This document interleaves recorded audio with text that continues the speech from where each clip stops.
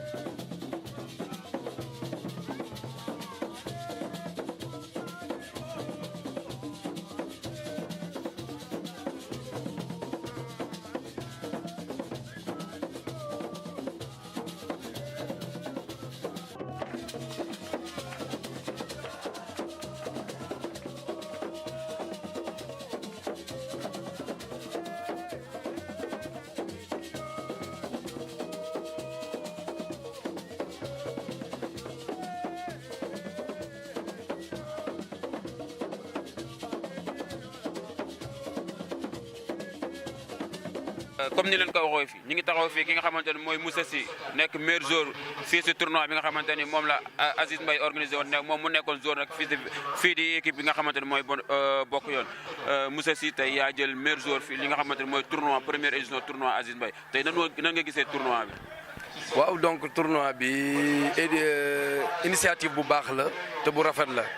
fii ñun ñëpp ay mag lañ ay responsable lañ joué nañ ko ci fair play franchement affaire bi neex na lool. Parcelles moom franchement lépp normal man bien vrai que je suis le meilleur joueur mais je suis même en même temps policier bon lii rek dafa wane ni Parcelles dafa neex parce que fii ñoo bokk ndey ñoo bokk baay xam nga fii amul xarma yàlla ak kenn franchement fii dafa neex Parcelles juboo am na xam nga ñun ñëpp bokk nañ ndey bokk baay affaire bi nice na quoi loolu moo waral lii. tey jii bu amuloon jubóo bi bokk ndey bokk baay kon duñu am lii. kon mën nañu wax ne tey Moussa Sy ba mu nekkee jeune joueur bu mag la woon. waaw football naa raay football naa éthique bon yooyu yëpp ay championnat Sénégal la woon bon loolu c'était à l'époque alhamdulilah mais xam nga rek football naa police xam nga yooyu peut-être police li ma fi bon depuis 98 maa ngi police football naa fa en 2001 presque 2004 laa bàyyi football et puis alhamdulilah bon defuñu ko nag du dara dañ ciy fo rek bon comme tàngal yaram quoi. waaw jërëjëf Moussa Sy kii gis ngeen que moom mooy meilleur joueur yi nga xamante mooy tournoi vétéran yi est-ce que kii vétéran la moom moo jël meilleur joueur de fi nga xamante ne l'international Moussa Ndiaye ki nga xamante dem na coupe du monde mu fekk ko ci compétition bi jël meilleur joueur si moom kon kii kat nan ko bàyyi gars yi bàyyi xel vétéran Parcelles yi. gars yi comme ni leen ko waxee ñi ngi taxaw ki nga xamante ne moo initié li nga xamante mooy tournoi vétéran fii si Parcelles Assainies muy coach Aziz Mbaye coach Aziz Mbaye ñu ngi lay ziar. waaw Sey maa ngi leen di ziar maa ngi leen di fay bu baax a baax. tey ñu gis yaa organisé li nga xamante mooy tournoi vétéran li nga xamante ni lu am importance la fii si footballu Parcelles ñu commencé woon ko tey ñu ngi koy tëj tey li nga xamal mooy final bi tey lan nga ñu mën a wax li nga xamante ni mooy final bi. bon final bi xanaa di ci kontaan bu baax a baax et puis di leen remercier yéen parce que la début bi woon rek dama ne leen su final bi doxee tournoi bi su doxee yéen la su ñàkkee dox yéen la. kon encore une fois maa ngi leen di remercier yéen waa RTV di leen sant di leen gërëm bon tournoi bi nag li taxoon ma initier ko mooy que ni man yàlla dafa dogal ma am natt ci football benn bi ci des ma koy intégrer feneen ci yeneen quartier kon pourquoi pas fi nga xam ni foofu laa dëkk li tax Parcelles Assainies bi initiative mooy que ni xool leen 8 équipes ñi fi ñëwoon ñoom ñëpp def nañ senior Parcelles Assainies cadet Parcelles Assainies kon war nañoo mën a liggéeyal Parcelles Assainies suñu équipe fañon buy USPA liggéey bu extraordinaire suñ fiy wax ñaari tali wala ñuy wax Pikine du dara lu dul dirigeant du dara du problème président de mais problème dirigeant la ñuy am kon war nañoo mën a dès maintenant ñun vétérans yi ñun dirigeants yi taxaw ci USPA mu jëm kanam parce que mobilisation bi nga xam ni moom la équipe phare soxla ñun mag ñi ñoo ko mën xale yi mënuñu ko xale yi ñun dañuy jóg rek ñu toppuñu mais kon encore une fois maa ngi remercier parrain bi muy Moussa Sy ci lim fi def yëpp macha allah di ci trophée yi ci ballon yi ci équipementier yi lépp moom la macha allah maa ngi koy remercier di ko ñaanal yàlla na ko yàlla dolli sutura. Coach Aziz tey ñu gis tamit nga xewle ay nit ay autorités ñëw seet si la gis nañ fi le maire Moussa Sy ak le commissaire bi nga xam ne mooy police Parcelles tey mën nga ñu wax tey ban complicité nga am ak ñi nga xamante ni tey ñoo wuy si bis bii nii. waaw loolu su amee ñun dañoo nekk ay xale yoo xam ni dañuy topp ci ginnaaw mag ñi waaw mag ñi rek la ñuy xool ni ñuy doxalee ñu doxalee noonu dama mës a dégg sama papa di wax naan àdduna lépp kilifteef la kilifteef rek moo ñu ñor te war nañoo mën a am ci sunu kilifteef lu ne moo tax su ma taxawalee dara waxtaan ci ak maire Moussa Sy mu ni ma kat dëkk bi dafa am yoon képp koo xalaat ne war nañu mën a bokk rek boole ko ci loolu moo waral ñu jël sunu carte invitation teg ko ci loxo Ismaïla Lo mu dem yóbbul ko commissaire moom it mu nekk ku oyof ku ñëw teg won ñu loo xam ni noonu rek la sunu yar rek lañ ko won mu delloo ñu ko. encore une fois monsieur le commissaire ñu ngi lay ziar di la jox sa wàccuwaay encore une fois di lay remercier ci sa déplacement encore une fois merci beaucoup. merci beaucoup coach Aziz Mbaye ñu ngi lay jaajëfal. merci beaucoup monsieur Seye waa RTV encore maa ngi leen di gërëm di remercier Laye encore une fois nii rek la waaw visibilité rek ngeen soxla te visibilité du kenn lul nit ñi waaw yàlla na ko yàlla yokk ba fu ngeen ci doon. waaw gars yi di leen bëgg a waxaat rek ku bëgg seetaan RTV émission yi RTV di def da ngay dem abonné suñu page YouTube ak suñu page Facebook suñu émission yëpp ñu ngi koy jàllale foofu te boo koy abonné tam bul fàtte bës cloche bi nga xamante ni mooy signaler suuf lépp loo xamante ni indil nañ leen ko rek ci année bii di ñëw incha allah da ngeen ko fa gis bu soobee yàlla. ni toog ki nga xamante ni mooy vice président ASC Am Jom président ñu ngi lay ziar. waaw maa ngi leen di delloo ziar. tey ñu ngi fi unité 18 coach Aziz Mbaye organisé tournoi bi nga xamante ni mooy vétéran Parcelles Assainies tey ñu ngi ko joué fii si unité 18 Sokone tey lan nga xam si initiative bi nga xamante ni coach Aziz Mbaye def na ko. waaw c'est une très belle initiative